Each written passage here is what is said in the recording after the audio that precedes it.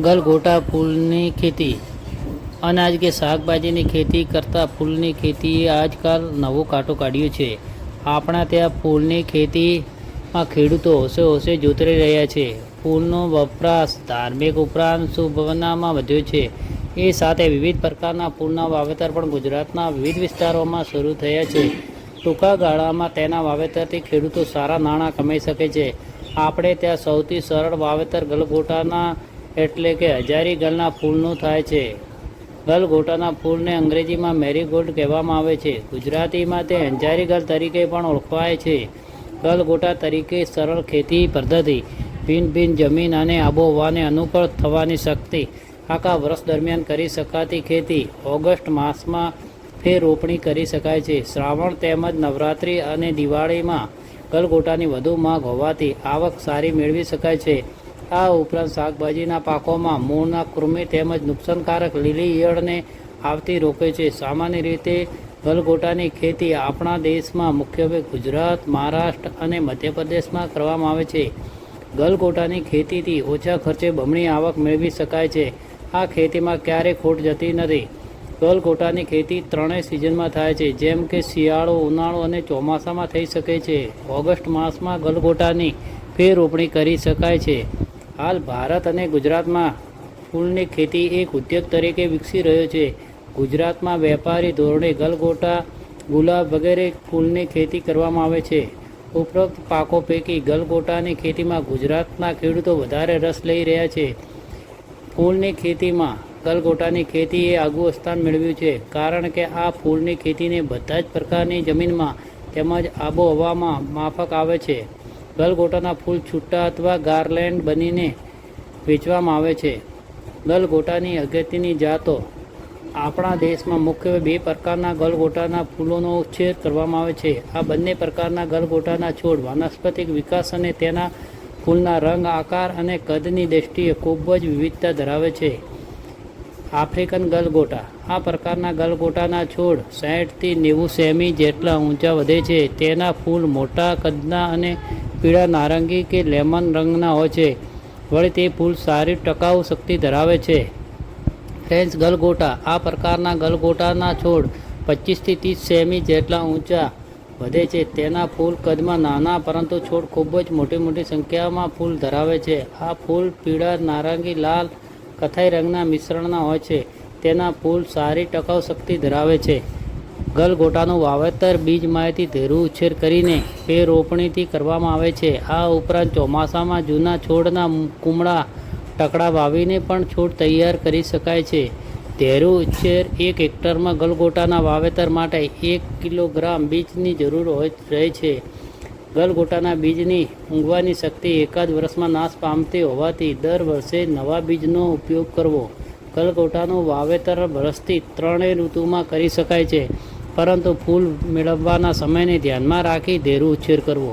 જમીન અને જમીનની તૈયારી ખૂબ જ રેતાળ કે અતિ ભારે કાળી જમીન સિવાયની દરેક પ્રકારની જમીનમાં સારી રીતે ઉછેરી શકાય છે, પરંતુ આફ્રિકન ગલગોટાને ભારે કાળી જમીન જ્યારે ફ્રેન્ચ ગલગોટાની હલકી રેતાળ જમીનમાં પણ ઉછેર કરી શકાય છે। આ પાકના ધરોની ફેર રોપણી કરતાં પહેલાં ભલામણ મુજબના સેન્દ્રિય અને રાસાયણિક ખાતરો નાખીને જમીનને 1-2 વાર ખેડીને ભરભરી બનાવવી જોઈએ। અગાઉના પાકના જડિયા વીણી લેવા અને જમીનને સમાર મારી સમતલ કરવી। વાવણી અને રોપણી પદ્ધતિ ફૂલ મેળવવાનો સમય શિયાળો, ઉનાળો, ચોમાસું। ધેરું તૈયાર કરવાનો સમય સપ્ટેમ્બર, ઓક્ટોબર, જાન્યુઆરી, ફેબ્રુઆરી, જૂન, જુલાઈ। ફેર રોપણીનો સમય ઓક્ટોબર, નવેમ્બર, ફેબ્રુઆરી, માર્ચ, જુલાઈ, ઓગસ્ટ। બીજની રોપણી બાદ 40થી 45 દિવસના ધેરુની ફેર રોપણી માટે ઉપયોગમાં લેવો। ફેર રોપણીના અંતરનો આધાર તેની જાત ઉપર રહે છે। આફ્રિકન ગલગોટાની ફેર રોપણી 45થી 60 સેમીના અંતરે અને ફ્રેન્ચ ગલગોટાની રોપણી 30 સેમીના અંતરે 2 હાર અને 2 છોડ વચ્ચે અંતર રાખી કરવી। ગલગોટાની રોપણી યોગ્ય અંતરે કરવાથી મહત્તમ ઉત્પાદન મેળવી શકાય છે। ખાતર વ્યવસ્થાપન જમીનની તૈયારી કરતી વખતે 15થી 20 ટન છાણિયું ખાતર જમીનમાં ભેળવી દેવું। ગલગોટાના સારા ઉત્પાદન માટે 20 કિલોગ્રામ નાઇટ્રોજન, 100 કિલોગ્રામ ફોસ્ફરસ અને 100 કિલોગ્રામ પોટાશ તત્વના રૂપમાં આપવું। જેમાં નાઇટ્રોજનનો અડધો જથ્થો અને ફોસ્ફરસ તેમજ પોટાશનો પૂરો જથ્થો જમીન તૈયાર કરતી વખતે આપવો. જ્યારે નાઇટ્રોજનનો બાકીનો અડધો જથ્થો ફેર રોપણી બાદ 1 મહિના પછી આપવો. પીએચ વ્યવસ્થા કેવી રીતે કરવી? ગલગોટાના છોડનો વાનસ્પતિક વિકાસ 55 થી 60 દિવસમાં પૂરો થાય છે. તે પછી ટોચ ઉપરની કળીઓનો વિકાસ થાય છે. તેની સાથે સાથે મુખ્યત્વે થડ ઉપરની ડાળીઓ નીકળવાની શરૂઆત થાય છે અને તેના ઉપર ફૂલ બેસવા લાગે છે. આમ ગલગોટાના વિકાસની કોઈ પણ અવસ્થાને પાણીની ખેંચ પડતો છોડના વાનસ્પતિક અને ફૂલના ઉત્પાદન ઉપર અવળી અસર પડે છે. માટે જમીનમાં હંમેશા ભેજ જળવાઈ રહે અને કોઈ પણ અવસ્થાએ પાણીની ખેંચ ન પડે તે રીતે નિયમિત પિયત આપવાની કાળજી રાખવી. ફેર રોપણી બાદ ખૂબ જ હળવું પિયત આપવું. પિયત દરમિયાન છોડ આડા ન પડે તેની કાળજી રાખવી. ત્યારબાદ જરૂરિયાત મુજબ પિયત આપવું. આંતરખેડ અને નિંદામણ કેવી રીતે કરવો? પાકના શરૂઆતના વૃદ્ધિકાળ દરમિયાન આંતરખેડ કરી શકાય છે, પરંતુ છોડને નુકસાન ન થાય તે ખાસ જોવું. છોડનો ફેલાવો થયા પછી આંતરખેડ કરવી યોગ્ય નથી, જેથી 2-3 પિયત બાદ કોદાળીથી હળવો ગોળ કરવો. છોડની માવજત શું રાખવી? ટેકો આપવો. આફ્રિકન ગલગોટા ઊંચા વધવાની પ્રકૃતિ ધરાવતા હોવાથી છોડ ઢળી ન પડે તે માટે ફૂલ બેસતા પહેલાં છોડના થડમાં માટી ચડાવવી, તેમજ દરેક છોડના થડ પાસે પાતળી લાકડી જમીનમાં ખીસીને છોડને ઢીલી દોરી વડે 1-2 જગ્યાએ લાકડી સાથે બાંધી ટેકો આપવાથી છોડ ઢળી પડતા નથી, જેથી ફૂલોની ગુણવત્તા બગડતી અટકાવી શકાય છે. સામાન્ય રીતે આફ્રિકન ગલગોટા ઊંચા વધવાની પ્રકૃતિ ધરાવે છે અને બાજુમાંથી ડાળીઓ મોટી ફૂટે છે. જો ગલગોટાની ફૂલ કળીને 40 થી 45 દિવસે તોડી નાખવામાં આવે તો બાજુમાંથી નવી ડાળીઓ જલ્દી ફૂટશે. પરિણામે છોડ નાના રહેશે અને ફૂલ વધુ પ્રમાણમાં જોવા મળશે. જમીનમાં હંમેશા ભેજ જળવાઈ રહે અને કોઈ પણ અવસ્થાએ પાણીની ખેંચ ન પડે તે રીતે નિયમિત પિયત આપવાની કાળજી રાખવી. ફેર રોપણી બાદ ખૂબ જ હળવું પિયત આપવું. પિયત દરમિયાન છોડ આડા ન પડે તેની કાળજી રાખવી. ત્યારબાદ જરૂરિયાત મુજબ પિયત આપવું. પાક સંરક્ષણ કેવી રીતે કરવું? બીજને પારાયુક્ત દવાનો પટ આપી વાવેતર કરવાથી ધેરોનો કોવારો અને કોલર રૂટ નામનો રોગ આવતો નથી.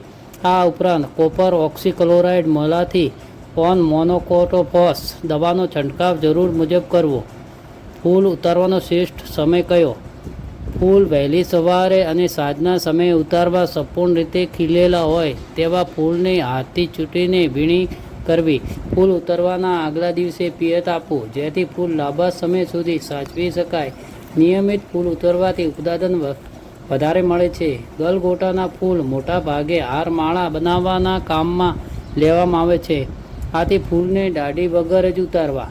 ફૂલનું ઉત્પાદન કેટલે મેળવી શકાય? 1 હેક્ટરે આફ્રિકન ગલગોટાનું ઉત્પાદન 11 થી 18 ટન અને ફ્રેન્ચ ગલગોટાનું 8 થી 12 ટન ઉત્પાદન થાય છે. બજારમાં કેવી રીતે મોકલવા? ફૂલ ઉતર્યા બાદ ફૂલના કદ, રંગ અને આકાર પ્રમાણે વર્ગીકરણ કરીને ફૂલને વાંસના ટોપલામાં અથવા પ્લાસ્ટિક બેગમાં ભરીને બજારમાં મોકલવામાં આવે છે. તો દૂરના બજારમાં મોકલવાના હોય તો પ્રથમ ટોપલાનો ભીનું મસલીને કપડું તેમાં ફૂલ મૂકી ઢાંકીને બજારમાં મોકલવામાં આવે તો ફૂલની ગુણવત્તા લાંબા સમય સુધી જળવાઈ રહે છે.